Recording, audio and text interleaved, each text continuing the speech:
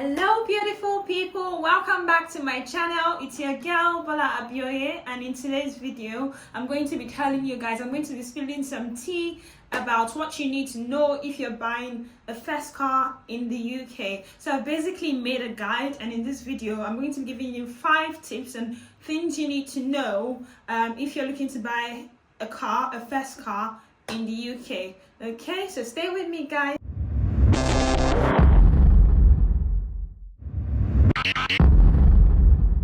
So guys, without further ado, I'm just going to start spilling the 5 things that I think everyone looking to buy a first car in the UK should know. So people, in this video, I'm kind of going to be focusing on used cars because many people that buy their first cars in the UK, they usually go for used cars. So I want to meet their needs, and especially because I bought a used car as well. So I'm just going to be like giving information based on that because that's what I know. Okay, and this is not expert advice, that's my disclaimer, but this is advice that'll definitely be useful because I really needed people to give me tips when I needed to buy a car, as I was an immigrant and I had no idea what to do when I set out to buy a car. And it was just like really helpful to have people that were willing to help. Well, I sort of got bits and pieces from here and there, and I wish I just had somewhere where I could get all that information in one. And some people were even hoarding that information. So this channel is all about helping people.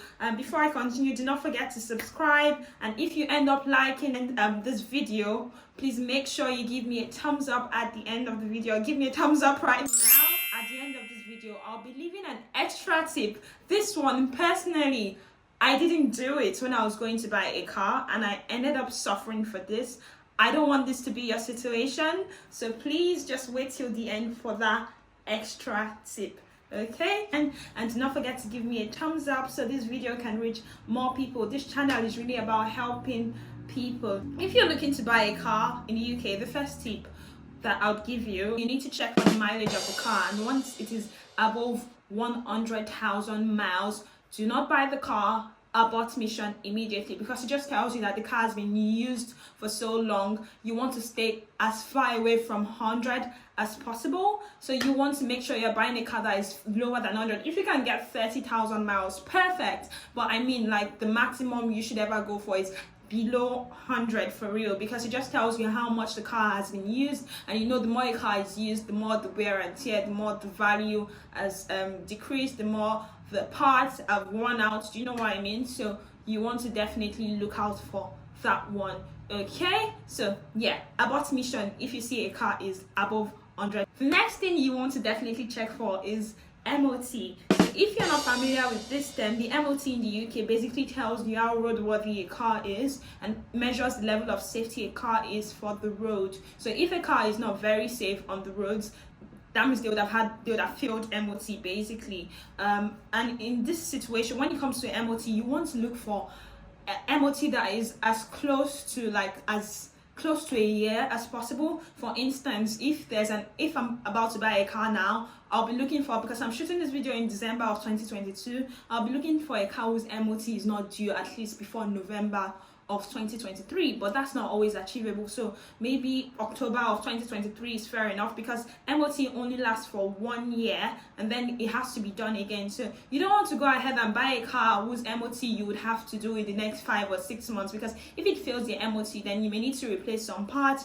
you may need to make some changes, and that's going to cost you extra money. When I bought my car, the MOT was close to a year, and I just knew that okay, I'm going to probably go for this car. That was definitely a green flag for me. If you need more explanations, if this is not clear to you, leave a comment in the comment section. I'm going to reply, I'm going to explain. So because this channel, like I said, is about helping people. Guys, so the third point would be how much tax and how much insurance you need to pay for a car. So if a car is going to pollute the environment more, the tax is going to be high. If it's a more expensive car, the insurance is likely to be higher than a less expensive car. So you really want to be looking out for this when you're choosing a car to buy. If you're using a platform like Auto Trader, which is what I use, which is what I know that there's a session where you can go and check how much tax and how much insurance you'll be paying for a car, and I find that section particularly helpful because it just lets me have an idea of how much I'll be paying. You don't want to go for something whose tax and insurance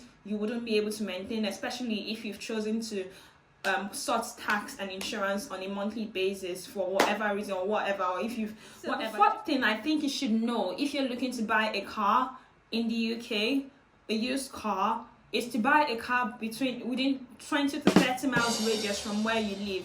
Because the thing about used cars is no matter how good, checking the MOT and checking stuff like mileage, it only gives you an idea of how a car would act, but you never really have the full picture until you start using the car. You don't know what could come up, and you may need to go to the dealer, and you may need to go to the dealer basically, and you may need the car to have some repairs, especially if you have warranty on the car. Do you know what I mean? By the way, never buy a car without warranty.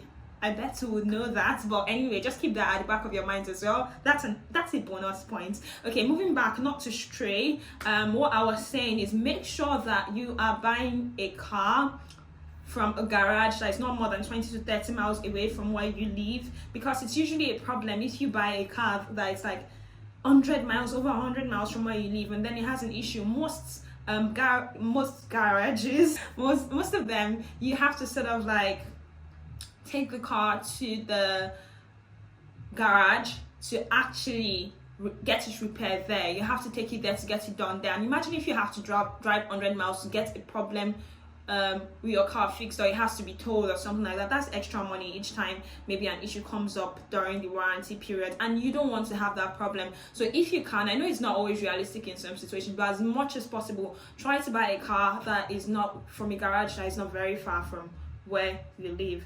Okay guys, so that one is definitely very important.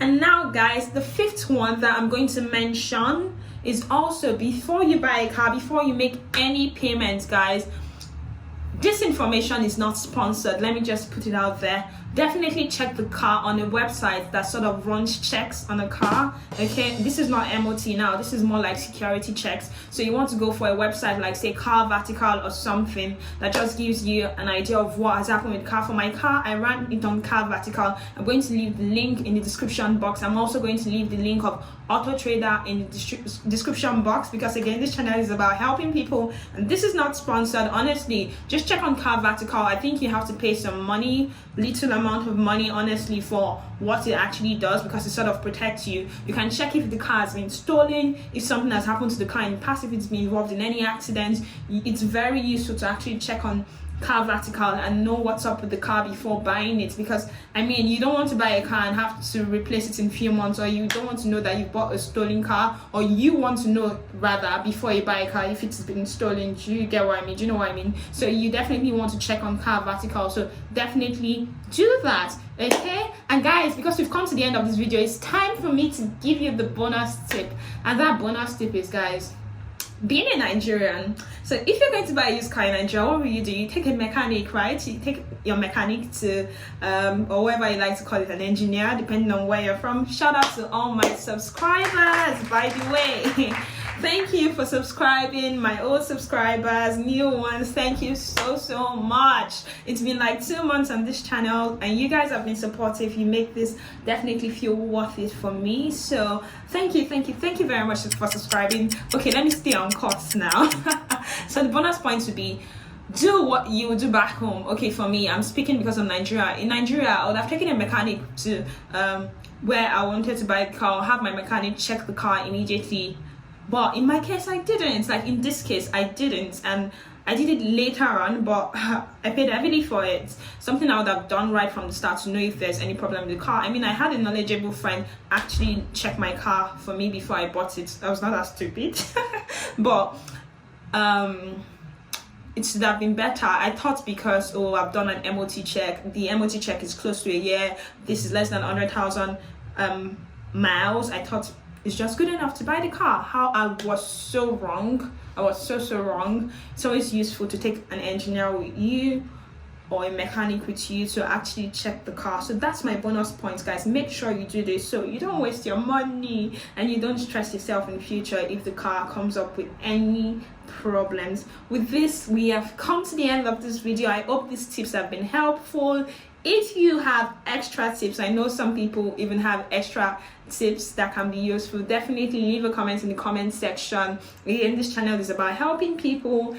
fun videos. We talk about lifestyle, dating, beauty, skincare, all that good stuff. So make sure to subscribe. Okay, and thank you again for watching today.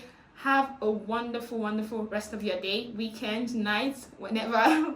Yeah, depending on when you're watching. Thank you again, and bye. See you in the next one. Bye bye bye.